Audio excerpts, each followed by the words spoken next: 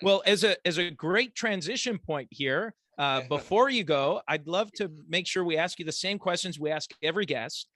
And the first question is about a miss. And have you had a miss or two along your successful journey here, and maybe something you learned from it?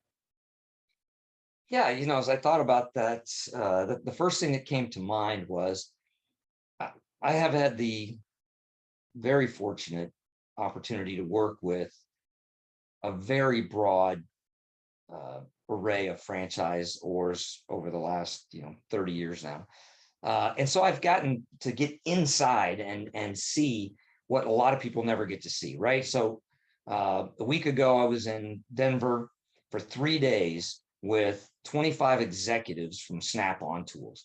And, they're a huge franchise system, very successful. What a powerful brand, right? And I'm 3 days with this group, just diving into franchise and the franchise model and whatever. And it just, as we went around the room, 12 years, 24 years, 18 years, the legacy of being with that same brand for a long time.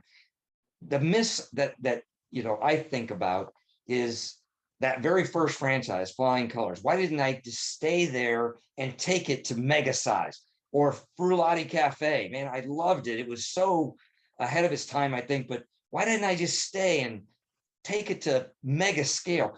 I work with Remax. I mean, Dave Leonard. I mean, he's a guy that came up with a concept, used franchising, and scaled it to mega size. I got to spend time with Fred DeLuca, who came up with a concept, and I look at everything I know now and think, man, I wish I could have built a mega brand. It's so iconic. It's so, and I've gotten to work with so many. I remember sitting with, Bill Rosenberg at a table once at the IFA, just sitting there having a conversation with this guy who did one thing and just blew it out, and so for me, the biggest miss, I think about it all the time as I'm working with entrepreneurs or building concepts and growing systems. I think, man, that would have been cool to have stayed with something and taken it fully to scale. So